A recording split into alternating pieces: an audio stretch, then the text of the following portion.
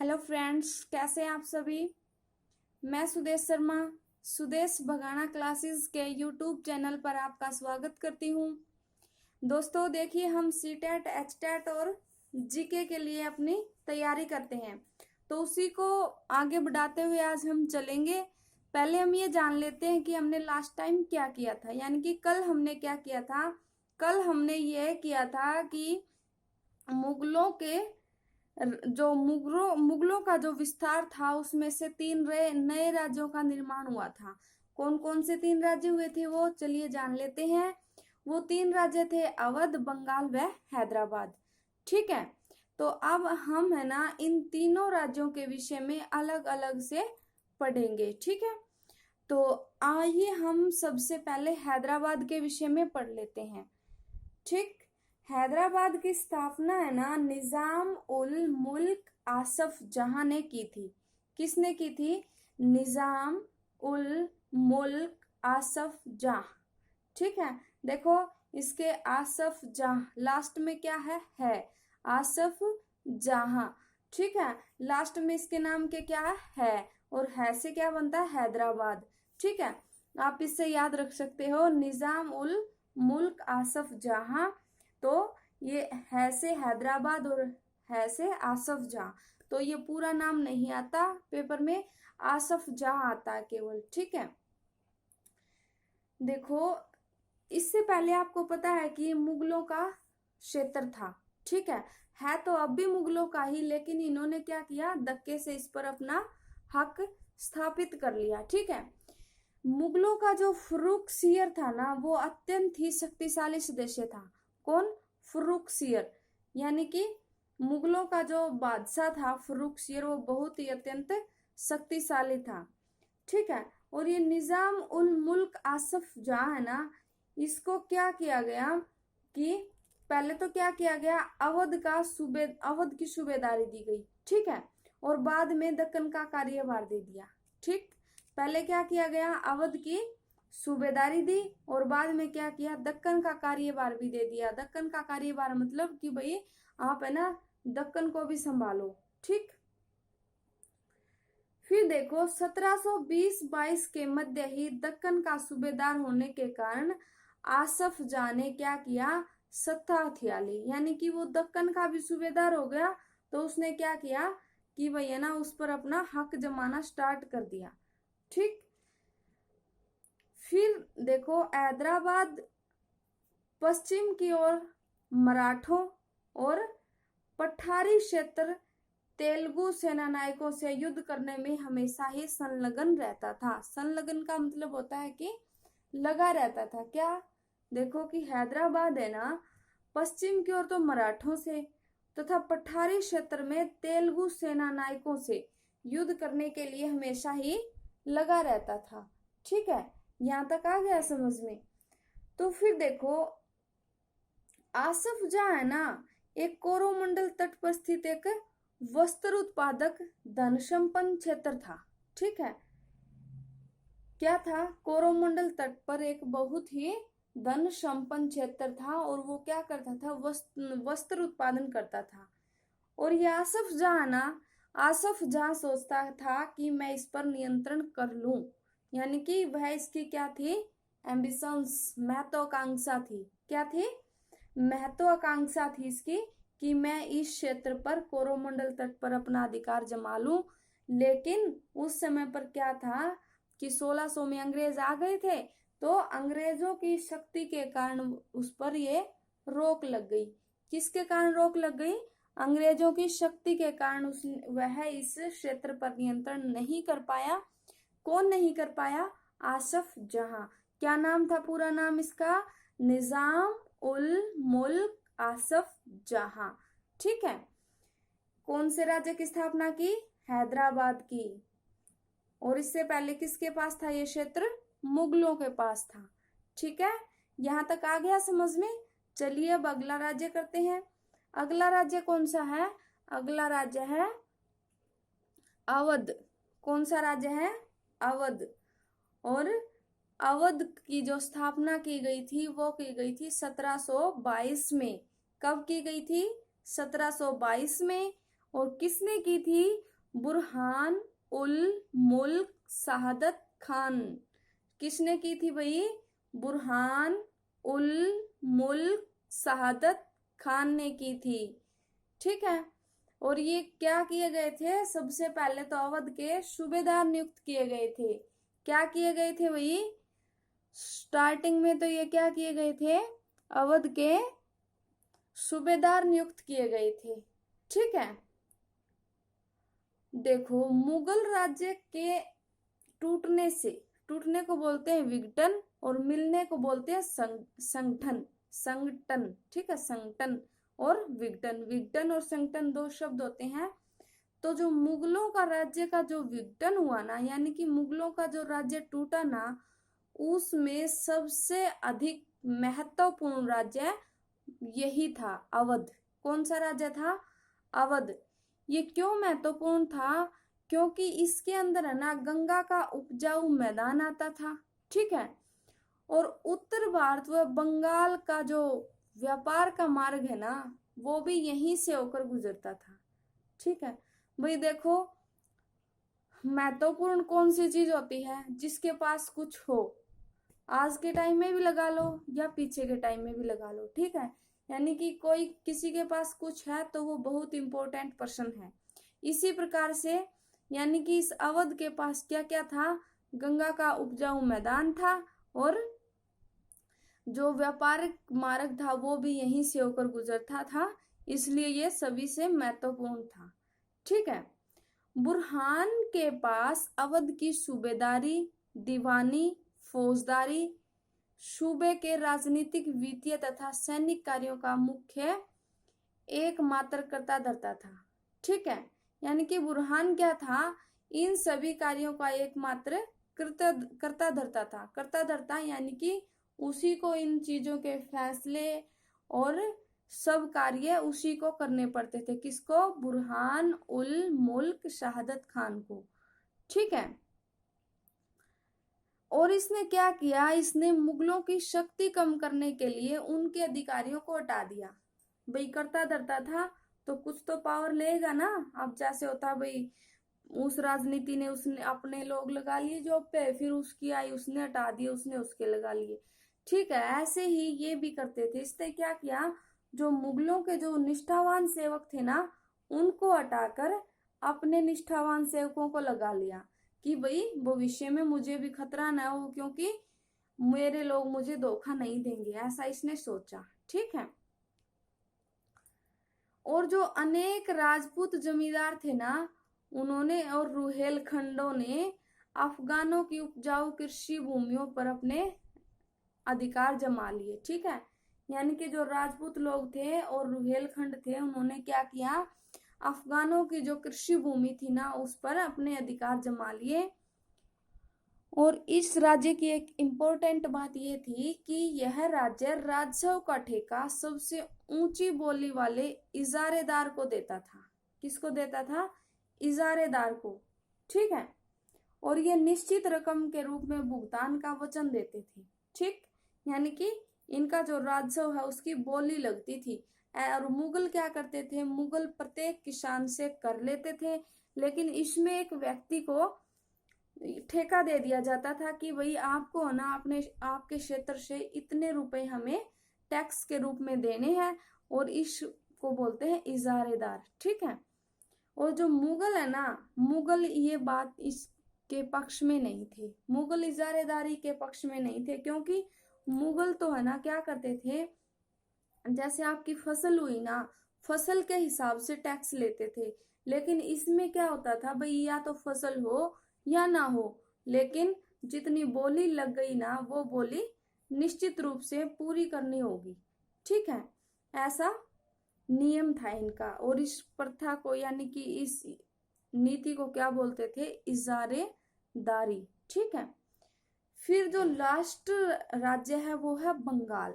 कौन सा राज्य है? बंगाल। देखो, हैदराबाद की स्थापना निजाम उल मुल्क आसफ जहां। यदि आप मेरे साथ साथ भी बोलते रहोगे ना, तो भी आप है ना याद हो जाएगा आपको। ठीक है। और अवध का अवध की जो स्थापना है वो की बुरहान उल मुल्क शहादत खान को। देखो एक बात मैं आपसे कह रही हूँ, मैं ये नहीं कह रही कि आप वीडियो को लाइक करो शेयर करो, ठीक है। मैं ये कह रही हूँ यदि आपका है ना वीडियो को पढ़ने से कुछ फायदा हो और आपका सीटेट क्लियर हो जाए ना, तो क्लियर होने के बाद आप मेरी वीडियो को चला के लाइक और शेयर कर देना, ठीक है। यानी कि इसका मतलब ये हुआ कि सीटेट में बहुत ही उपयोगी है ये वीडियोस, और आप इनको देखते रहिए। बस आपकी सक्सेस ही मेरी सक्सेस है, ठीक है। लाइक और शेयर करने से कुछ नहीं। यदि मैं सुनूंगी कि मैंने वो वाली वीडियो देख के मैंने सीटेट क्लियर कर लिया, एचटेट क्लियर कर लिया, तो उसमें ही मेरा लाइक और सब्सक्राइब सब हो जाएगा, ठीक है। तो आप सिर्फ पढ़ते रहिए मन लगा के। तो अब हम पढ़ रहे हैं बंगाल के विषय में, ठीक है। बंगाल का जो नेतृत्व था ना वो किसके हाथ में था? मुर्शिद कुली खां, ठीक है। ये धीरे धीरे किसके हाथ में चला गया? मुर्शिद कुली खां के हाथ में, मुगलों से, ठीक है।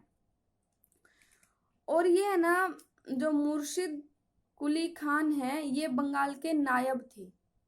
नायब क्या होता है? नायब बोलते हैं सूबेदार के प्रतिनियुक्त, यानी कि जो सूबेदार के पद पर नियुक्त होता है उसे बोलते हैं नायब, ठीक है। फिर क्या है कि ये वैसे तो ये ना औपचारिक रूप से, औपचारिक क्या होता है? एक होता है औपचारिक और एक होता है अनौपचारिक। औपचारिक होता है कि जिसका हमें ब्यौरा मिल सके, ठीक है। यानी कि ये है ना लिखित रूप में तो कभी भी सूबेदार नहीं रही, ठीक। और वैसे ये क्या थे? यहाँ के सूबेदार थे। और इसने भी क्या किया? हैदराबाद व अवध के शासकों की तरह ही आराम आराम से अपना राजस्व पर नियंत्रण जमाना शुरू कर दिया। यानी कि जो टैक्स आता था ना मुगलों का, उस पर इसने क्या किया? अपना नियंत्रण स्थापित करना शुरू कर दिया, ठीक है। देखो आज हमने 3 राज्यों के विषय में पढ़ा है अब तक, आगे और भी पढ़ेंगे। हैदराबाद, अवध और बंगाल। हैदराबाद के जो संस्थापक हैं निजाम उल मुल्क आसफ जहां। अवध के हैं बुरहान उल मुल्क शहादत खान, ठीक है। और बंगाल के हैं मुर्शिद कुली खान, ठीक है। ये तीनों आपको, मैं यह उम्मीद करती हूँ आपसे कि आपको ये बातें याद हो गई होंगी। और अब हम पढ़ते हैं राजपूतों की वतन जागीरी के विषय में। किसके बारे में पढ़ते हैं? राजपूतों की वतन जागीरी के विषय में पढ़ते हैं। देखो विशेष रूप से तो अंबर और जोधपुर, ठीक है। मुगलों, ये जो राजपूत थे ना अंबर और जोधपुर, ये राजपूत है ना मुगलों की सेवा में लगे रहते थे, ठीक है। कौन कौन? अंबर और जोधपुर के राजपूत मुगलों की सेवा में लगे रहते थे। और उसके बदले में है ना मुगल इन्हें क्या देते थे? मुगल इन्हें देते थे कि भाई तुम अपनी जागीरों में, जागीर क्या होती है? यानी कि अपनी अपनी जमीन पर तुम है ना खूब ऐश करो, ठीक है, खूब आनंद लो, ऐसा मुगल इनको अनुमति देते थे, ठीक है। फिर क्या हुआ? जोधपुर के राजा रणजीत ने भी अपनी गुटिया राजनीति से मुगलों में पैर फंसा लिया, ठीक है। यानी कि जोधपुर के जो राजा कौन है? रणजीत। रणजीत ने भी अपनी गुटिया राजनीति, यानी कि गुटी होती है चाल खेल के, ठीक है, उसने भी चाल खेल के क्या किया? अपने मुगलों में अपने पैर फंसा लिए, ठीक। और जोधपुर के राजा है ना, फिर जो जोधपुर के राजा अजीत सिंह को ना गुजरात की सूबेदारी मिल गई, और अंबर के सवाई राजा जयसिंह को मालवा की सूबेदारी मिल गई, ठीक है। यानी कि मुगलों से राजा अजीत को तो क्या मिल गई? गुजरात की सूबेदारी, और अंबर को मिल गई सवाई राजा जयसिंह को क्या मिल गया? मालवा की सूबेदारी मिल गई, ठीक है। फिर एक हुए बादशाह जहांदार शाह। कौन हुए हैं? बादशाह जहांदार शाह ने 1713 में इन राजाओं के पदों का नवीनीकरण कर दिया। नवीकरण क्या होता है? कि इन पदों को नया बना दिया, ठीक है। वो नहीं बोलते कि भाई नए कागज तैयार कर दो, यानी कि जो पुराने हैं उनमें कुछ कमियां हैं या फिर वो बहुत पुराने हो गए हैं, तो इसलिए उनको नए रूप में स्थापित कर दिया। तो किसने कर दिया? बहादशाह जहांदार शाह ने 1713 में इनके पदों का नवीकरण कर दिया। किसके पदों का? जोधपुर और गुजरात और ये अंबर वाले जो शासक थे ना, इनके पदों का क्या कर दिया? नवीकरण कर दिया। ठीक है। फिर जोधपुर जो घराना था ना, उसने नागौर को जीत लिया और अपने राज्य में मिला लिया। ठीक है। जोधपुर ने किसको जीत लिया? नागौर को। और अंबर ने किसको जीत लिया? बूंदी को। ठीक है। और सवाई राजा जयसिंह ने जयपुर में अपनी राजधानी स्थापित कर ली। ठीक है। देखो, जोधपुर ने नागौर को जीत लिया, अंबर ने बूंदी को जीत लिया, और जयसिंह राजा है ना, उसने जयपुर को अपनी राजधानी स्थापित कर लिया। और फिर क्या किया? इसको जयसिंह राजा को 1722 में आगरा की सूबेदारी दे दी। कहाँ की सूबेदारी दे दी? आगरा की। ठीक है। फिर क्या हुआ? 1740 में राजस्थान में मराठों के अभियानों ने इन रजवाड़ों पर भारी दबाव डालना शुरू कर दिया। कब?